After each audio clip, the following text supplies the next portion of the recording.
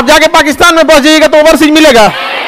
कल को अगर सानिया मिर्जा पाकिस्तान की नागरिकता, अभी तो एनआरआई पे है, अगर पाकिस्तान की नागरिकता ले लेती हैं तो उनके अंदर हर वो क्वालिटी है जिस आधार पर उन्हें ओवरसीज दिया जा सकता है। एक अच्छी वेल एथलीट, मतलब टेनिस की तो अच्छी खिलाड़ी, सब चीज है, लेकिन फिर उन्हें ओवरसीज के अंतर्गत नहीं दिया। क्यों? शत्रु देश में। किसमें? शत्रु देश। पता चला वहां ले गए, वहां आईएसआई के प्रभाव में आ गया कोई, यहां आने के बाद तांडव रच दिया। ये सब नहीं होना। ओवरसीज में प्रियंका चोपड़ा अभी एनआरआई, जिस दिन अगर वहां का नागरिकता ले लेंगी तो भारत का खत्म। लेकिन उनके अंदर एक कला है, एक्टिंग है, बहुत एक्टिंग भी बहुत अच्छा। एक मूवी थी ना मस्तान, बाजीराव मस्तान, उसमें क्या एक्टिंग की, प्रियंका चोपड़ा उसमें भी है ना, काशीबाई बनी रहती, क्या एक्टिंग की, समझ में आ गया कि नहीं आ गया? हाँ, बॉलीवुड में चली गई। हमको फिल्मी दुनिया का उतना आइडिया नहीं रहता, आगे बढ़। हाँ, खेल कूद फिल्मी दुनिया का, ये सब का कोई आइडिया नहीं रहता। आगे बढ़ जाए। ओवरसीज समझ में आ गया? किसी को कोई दिक्कत है तो बोलिए।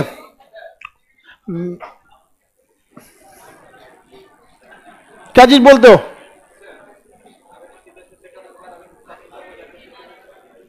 अरे क्वेश्चन पूछना है तो बोलो, अब वहीं चुपचाप रह जाते हो तो इससे क्लास लेट होने लगता है। हमें लगता है आप पूछ रहे हैं, लेकिन अनुभव है कि 99.99 जो आप लोग क्वेश्चन पूछते हैं बिना मतलब का,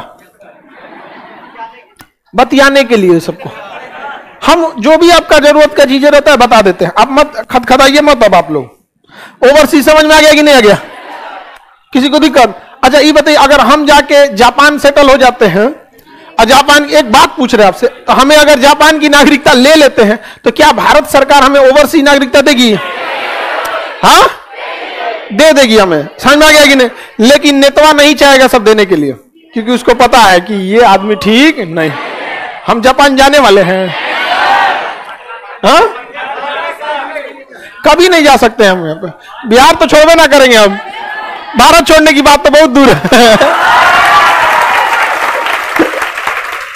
हम बिहार ना छोड़ सकते तो भारत तो, जैसे बिहार से आदमी झारखंड चला गया तो क्या दिक्कत है, देश में ही है। महाराष्ट्र चले गए देश में, तो वो तो छोड़बे नहीं करेगा आदमी। हम आपको बस एक समझने के लिए बता रहे हैं कि किस कैटेगरी के लोगों को ओवरसीज दिया जाता है, सबको नहीं दिया जा सकता। उसके लिए आपको ऐसा लगना चाहिए कि हाँ, देश को दोबारा आपसे रिटर्न है। समझ में आ रहा है कि नहीं आ रहा? अब विदेश जाने के लिए कुछ चीजों की जरूरत होती है। एक पासपोर्ट, पासपोर्ट, पास मतलब पास करो, पोर्ट मतलब होता है जो ट्रांजिट एरिया होता है, या सी पोर्ट या एयरपोर्ट, जहां से आप देश छोड़ सकते हैं। जैसे आपके मोबाइल में भी पोर्ट होता है, तो इसी पासपोर्ट। आपका पासपोर्ट एक डायरी होती है जिसपे आपका जन्म तिथि ये सब लिखा रहता है। पासपोर्ट बनाना बड़ी झमेला की चीज है। सारे डॉक्यूमेंट्स में सबसे ज्यादा मुश्किल से अगर कुछ बनता है तो पासपोर्ट। इसलिए अगर कहीं डॉक्यूमेंट्स मांगेगा, आधार, पेन, हेन तेन, तो उसमें डाउट होता है, तो आप एक बार पासपोर्ट लगा दीजिए। जैसे एक बार पासपोर्ट लगाएंगे ना, सारा टेंशन खत्म हो जाता है। क्योंकि सबसे ज्यादा टफ होता है पासपोर्ट बनाना। आपका मार्कशीट पूरी क्लियर होनी चाहिए, आपका एड्रेस पूरा मैच होना चाहिए। उसके अलावा जब सब करा के आ जाइएगा ना, तब पुलिस जाएगी आपकी जांच करने के लिए कि आपके ऊपर कोई क्रिमिनल रिकॉर्ड तो नहीं है। मोहल्ले में पूछेगी, वो अलग बात है, 1500 रुपया दे दीजिएगा तो कुछ नहीं पूछेगी, ओपन रेट है 1500 रुपए, समझ गए? और अगर आप 1500 नहीं दीजिएगा ना तो अटका देगी आपकी 2 महीना। ये पूरा एक जाल है। आपको करप्शन करने के लिए कहीं कहीं मजबूर कर दिया जाता है। अब आपको किसी को जरूरत है, इमरजेंसी में होकर लटका देगा, तो 1500 रुपये उनका क्या होता है, रेट होता है। समझ में आ गया कि नहीं आ गया? बमनी का क्वेश्चन है, कोई एनआरआई विदेश में काम करना है, वहां कोनो केस में फंस गया, तो वहां के वकील को रखे, वहां केस लड़े, ठीक होगा तो ठीक है, नहीं तो भारत में भेज दिया जाएगा। लेकिन वहां की सरकार बिना मतलब नहीं सता सकती, राजदूत खड़ा हो जाएगा वहां तुरंत। वहां पे राजदूत आके आपका केस के लिए पैरवी कर देगा और कहेगा एक काम कीजिए, गड़बड़ किया है ना, आप इसको यहां से नौकरी से निकालिए, भारत में भेज दीजिए। ऐसे नौटंकी का जौन मंतव्य ही नहीं कि चौराहा पे चढ़ सर काट दीजिएगा, नहीं, समझ में? तो राजदूत हमारे वहां लड़ जाते हैं सब। उनकी कोशिश रहती है कि हाँ, नौकरी से टर्मिनेट करा के आपको भेज देगा। ठीक है, कहीं जाके वहां जाके कौन लड़ रहा है, लड़ जाता है सब, कुछ कुछ वहां पे भी लड़ जाता है सब। आगे बढ़े तो देश छोड़ने के लिए आपके पास क्या रहना चाहिए? हाँ, पासपोर्ट। पासपोर्ट बनाने के लिए आपको बहुत सारे डॉक्यूमेंट्स को देना पड़ता है। ऐसे ही नहीं है कि नॉर्मल पासपोर्ट बन जाएगा। आपका 10th कहां तक पढ़े हैं, सबका ओरिजिनल मार्कशीट, ओरिजिनल आधार, ओरिजिनल पैन, मतलब डॉक्यूमेंट 2 ठो आपको जिसमें फोटो वाला आई कार्ड हो।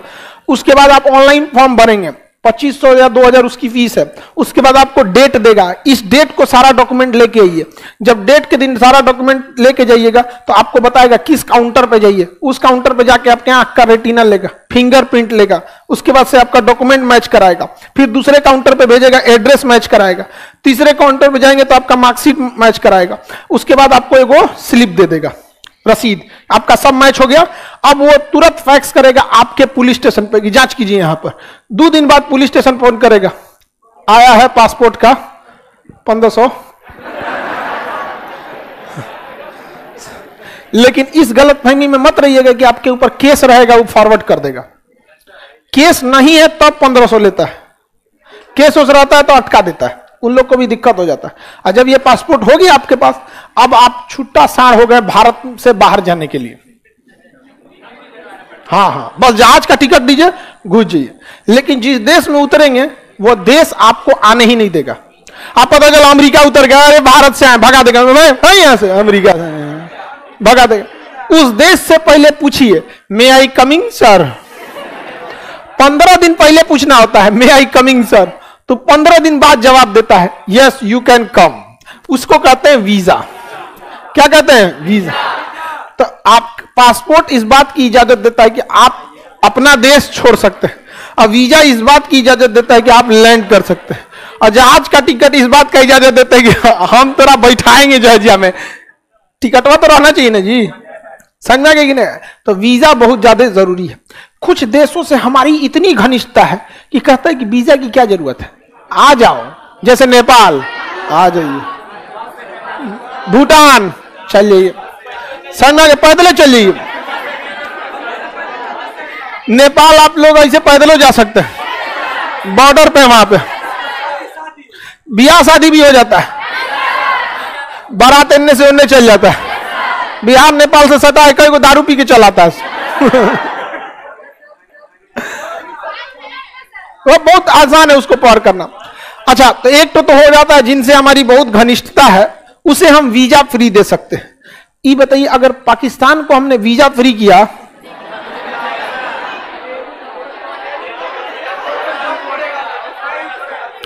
अरे मत पूछिए, कुल गधा बैल धीरे भर जाएगा सब। तो गलत बात है। हम सारे देशों को वीजा फ्री कर सकते हैं, जिनसे हमारी घनिष्ठता है उनसे वीजा फ्री कर सकते हैं। इससे एक स्टेप और थोड़ा, सबको तो हम वीजा फ्री नहीं कर सकते, वीजा लगाना ही पड़ेगा। कुछ ऐसे देश हैं जिनसे हमारी बहुत अच्छी दोस्ती है, जैसे जापान। वहां पे अगर आप जाइएगा ना, तो वहां जापान कहता है कि देखिए, हम आपको वीजा फ्री नहीं दे सकते, लेकिन 1 घंटा में आपको वीजा दे देंगे। आप हमारे यहां आप पासपोर्ट लेके आइए, जापान एयरपोर्ट पे उतरिए, और जैसे उतरिएगा तो वहां लिखा होगा इमिग्रेशन काउंटर, वहां जाके अपना नाम पता भरिए, पासपोर्ट का फोटोकॉपी दीजिए, 1 घंटा में वीजा दे देगा। तो उसे कहते हैं वीजा ऑन अराइवल। आने के बाद भी हम आपको वीजा देते, तो ये भी बहुत अच्छी चीज है। आप जाएंगे एशिया के ज्यादातर कंट्री में, हम लोग को क्या मिलता है? Visa on arrival. आप वियतनाम जाएंगे, थाईलैंड जाएंगे, सिंगापुर, बहुत सारे ऐसे जगह हैं जहां भारत से अच्छा रिलेशन है उनका, तो उन्हें क्या दे देता है? Visa on arrival. जाइए, अब फटाक से वीजा दे देगा। ये तभी दिया जाता है जब हाँ, हर देश का अलग बनेगा। जैसे अगर आप रूस का वीजा लेके क्या चाहती हैं, जापान जाना?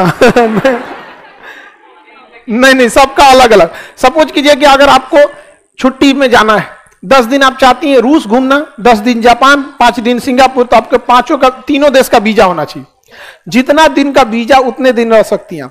उससे ज्यादा रहिएगा फाइन लगा देगा, और गलत इरादे से रहिएगा तो जेल कर देगा।